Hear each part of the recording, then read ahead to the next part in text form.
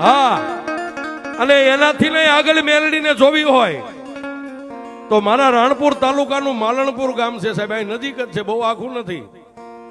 આ બધાને ભગવાન માતાજીએ ગાડીઓ આપી છે. કાલે જાજો, મેલડી કેવડી હોય, મેલડીનો પાવર કેવડો હોય.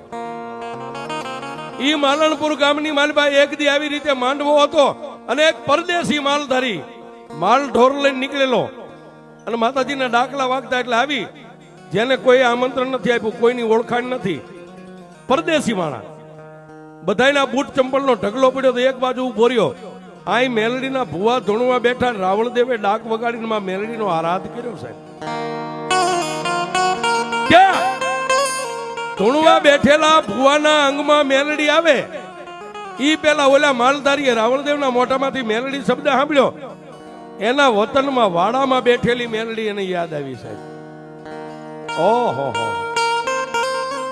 એ આયા મેલડી આવે, આવી જ એક મેલડી મારા દુબળાના ઘરે મારા વાડામાં બેઠી છે. હજી તો અહીંથી દશકથી પગપાળા હાલીશ ત્યારે હું મેલડી ભેગો થાઈશ.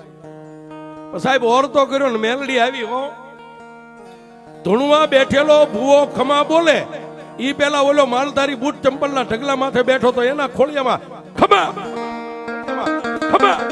સાહેબ મેલડી શું કરે ઈ વિશ્વાસની વાત કરું, વાત બહુ મોટી નથી, નાની છે.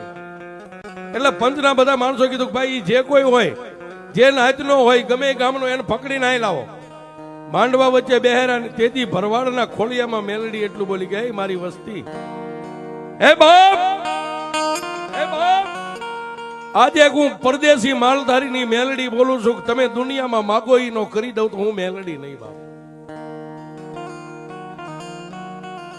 ક્યારે ભાઈઓ બેઠા હતા એમાંથી એક ભાઈ ઉભો થયો ને આ બાજુ બહેનો બેઠામાંથી એક બેન ઉભી થઈ. બે માણા માંડવા નીચે ભેગા થઈ અને લાકડી પડે એમ ભુવાના ભરવાડના ભુવાના ખોળિયામાં ખોળાની માલબા માથું નાખી અને બાઈ દીકરીએ એટલું કીધું કે એમાં અમે તારી પાસે કોઈએ માગ્યું નતું, પણ તે એમ કીધું કે આજ માગો એ કરી દો તો એમાં મારે શેર માટીની ખોટ છે. દુનિયામાં કેટલા ભુવા ભગતો ભામા વાયણા વળાવ્યા, અરે ડોક્ટરોની દવા ખાઈને થાકી ગઈ, પણ મારી આ હુકાઈ ગયેલું ઝાડ છે, જો આમાં લીલા કોપડા ફોડીને તો દુનિયા તને માને કે તું મેલડી છો. ત્યારે આ બેનના મોઢામાંથી શબ્દ પૂરા થાય અને ભોરડા ભરવાડના ખોળિયામાં મેલડી હતી, ઝારની મુઠ્ઠી ભરી અને એટલું કીધું કે દીકરી, દાઢી મૂછના ધણી જો આહુડું પાડે અને મેલડી કામ કરતી હોય, આજ તું એક મારી અબળા તો ગાયનો અવતાર કહેવાય. દીકરી, તું મારી સુંદરીના છેડાને ભીનો કર અને તને તારા દુઃખને નો ભાંગું તો દુનિયામાં હું મેલડી ભાંગું ક્યારે બાપ? એ લે લે મારી મેલડીનો દાણો ખોળો પાથર, ખોળો પાથરો નામ દાણાનો ઘા કર્યો સાહેબ. બેટા, મારી મેલડીના હાથમાંથી જેટલા દાણા છૂટ્યા ને, તારા ખોળાની માલિપા જેટલા દાણા એને ગણતી નહીં, તો મારી મેલડીની સામે બેયની દાણા ખાઈ જા. 9 મહિના 13 દીએ દીકરો નો આપું તો તું ભોરડા ભરવાડની મેલડી નહીં સાહેબ. પણ વાતની મજા આવે છે. આ ભુવાના મોઢામાંથી શબ્દ પૂરા થાય, ભાઈ મોઢામાં દાણા નાખે, ત્યાં ઓલા ગામના જે ભુવા હતા કાયમ દાણા જોતા ને, 2-5 ભુવા ઉભા થઈ ભાઈ ચડાવીને એટલું કીધું, કોણ બોલે છે? હું મેલડી બોલું છું. માડી, તું મેલડી બોલે? એ આ તો પરદેશી છે, કાલ દી ઉગે એટલે એના માલ ઢોલ લઈને અહીંથી વ્યો જાય, અને 9 મહિના 13 દી આ બાઈ ને દીકરો નો થાય, તમે એને ગોતવા ક્યાં જાય? પાછી મેલડી બોલી, એ મારા માલણપુર ગામની વસ્તી, 9 મહિના 13 દી મારો ભોરડો ભરવાડા ગામને મેકીને નહીં જાય, મારી મેલડીનો બોલ છે.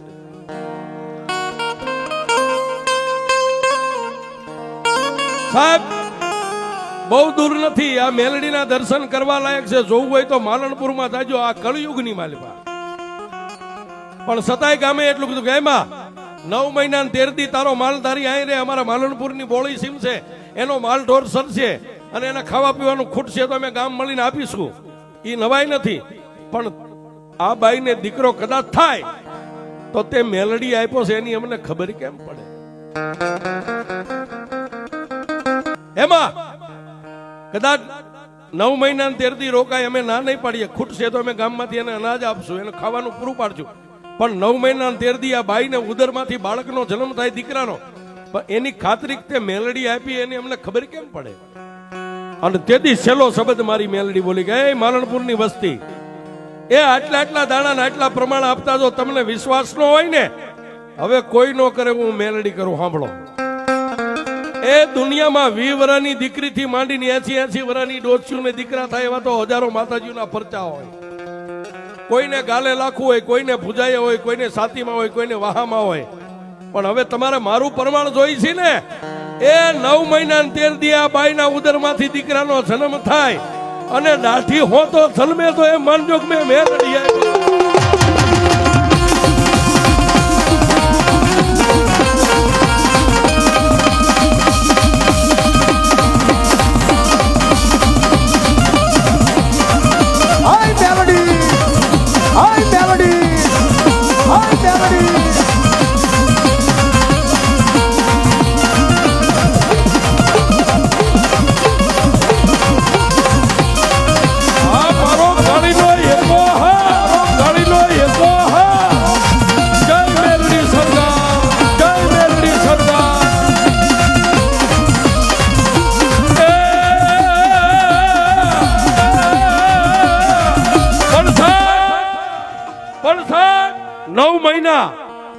અને 13 દીએ મારી મેલડીએ બોલનો તોલ કરી દીધો. બાળકનો જન્મ થયો એટલે ગામની બાયુ જોવા ભેગી થઈ સાહેબ.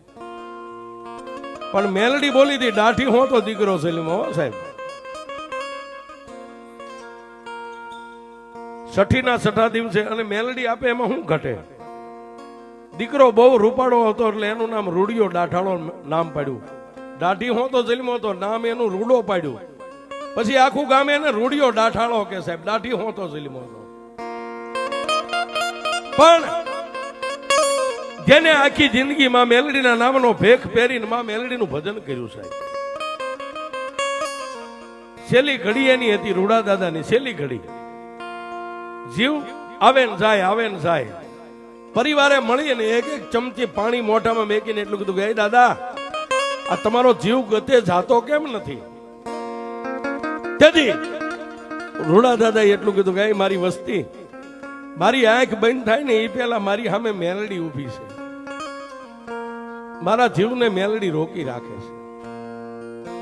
તેથી વસ્તીએ એટલું કીધું કે દાદા, એ તમારી મેલડી કે એમ કરી દઈશું, પણ તમારા આત્માને ગતિ પમાડો. તેથી એક 13 વર્ષની દીકરીના ખોળિયામાં મેલડી આવીને એટલું કીધું કે મારી વસ્તી, આજ કદાચ મારા રૂડિયાનો દેહકાળ થઈ જાય હે, અને 3જા વર્ષે એને શ્રાદ્ધમાં ભેળવો, પછી મારી મેલડીના ધૂળના ધડીમલા પાસે એક લાકડાની મૂર્તિ મારા રૂડિયાની બનાવીને મારા રૂડિયાને મારા ખોળે બેહાડો. માડી આ રૂડા દાદાને કદાચ અમે વસ્તી મળીને લાકડાની મૂર્તિ બનાવીને એને બેહારીએ, પણ એનું અમને કઈક પ્રમાણ. તેથી મારી મેલડીએ કીધું જેથી મારા રૂડિયાની મૂર્તિ લાકડાની બનાવીને બેહારો, એ 3.5 દી થાય અને જો લાકડાની મૂર્તિને દાઢી આવે તેમ માનજો હું મેલડી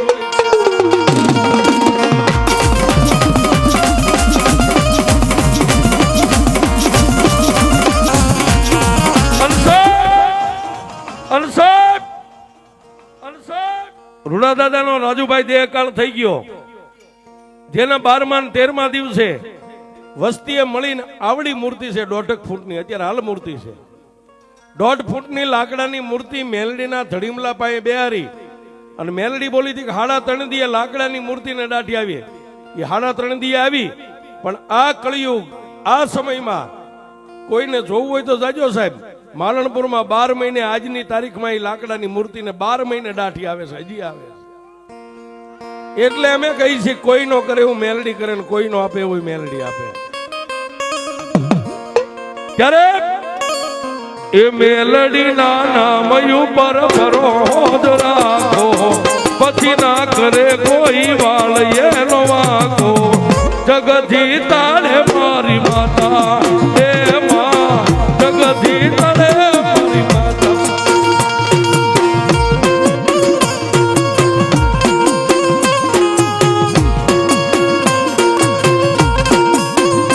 આ મેલડી, આ મેલડી